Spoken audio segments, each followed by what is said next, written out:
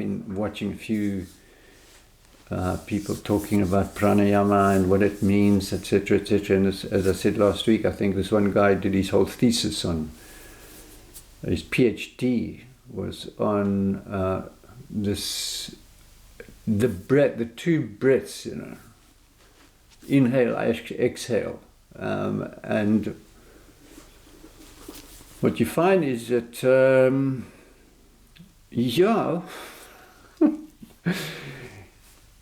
if you're trying to influence the body and use the breath to influence the body, if you just get it the wrong way round, in other words, if you think the inhale is the exhale and the exhale is inhale, what are you going to do? Right? In other words, if you're emphasizing the inhale rather than the exhale,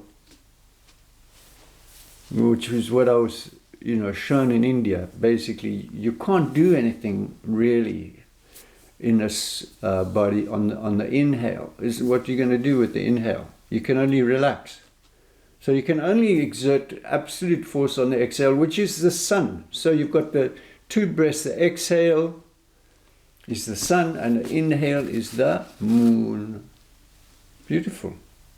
Yeah? So, and then what you get happening, the whole combination of the whole metabolism, the whole atmosphere and all the earth, fire, water, air, space, as we were talking about last week, the elements of the body, which is the body is sustained and made out of the 5 elements. First of all, made out of the 5 elements, earth, fire, water, air, space. Sustained by those 5 elements, earth, fire, water, air, space. Then what happens is, as we said in the earlier classes, the body is capable of creating something which is not available in the rest of the, universe. Because this body takes the sun and the moon and creates a pool of sun and moon energy. Wow. O's, they call it O's. Okay, sun and moon energy. The two, then through the yoga, the pranayama practices, then they take this energy, sun and moon energy, up the central channel. There's the two nadis. The right side, which is the sun, left side is the moon. Okay, Pingalam, Idam.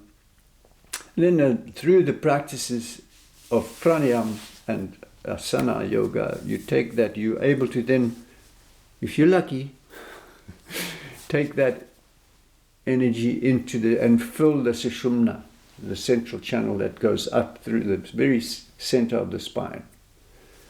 And this is what we're aiming to do with the pranayama practices, to first of all trick the body into releasing more ojas, more O's. In Ayurveda they call it ojas or O's. The pool of sun and moon energy that's pooled in the body.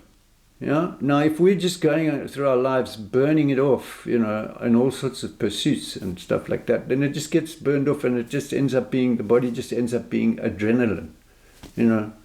Drinking coffee, going. That's not energy. That's just burning off all the O's, the ojas.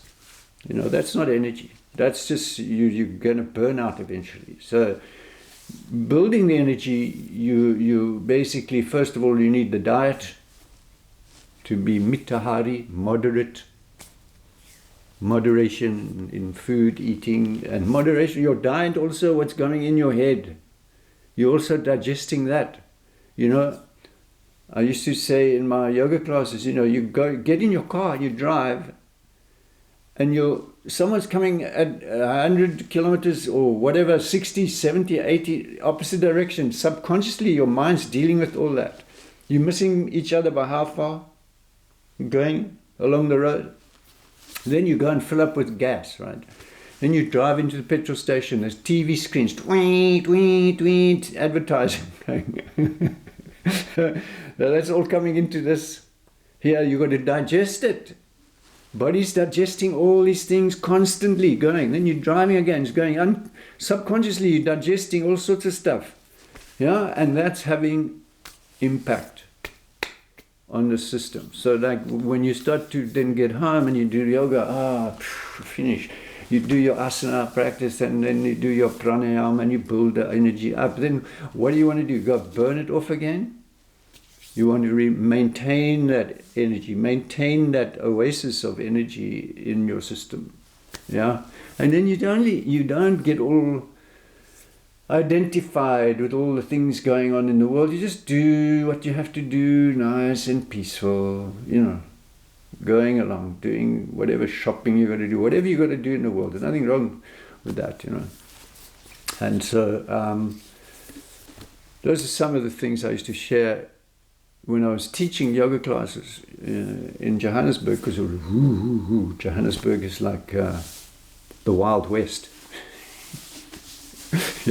Not like where we are right now, luckily, just beauty and nature and that's it. But in the city, you want to conserve your energy. And this is, come on, we've all lived in the cities. So city life, you want to basically have a practice that keeps that energy flowing and going and like the oasis full. Yeah, so you can tap in when you need it.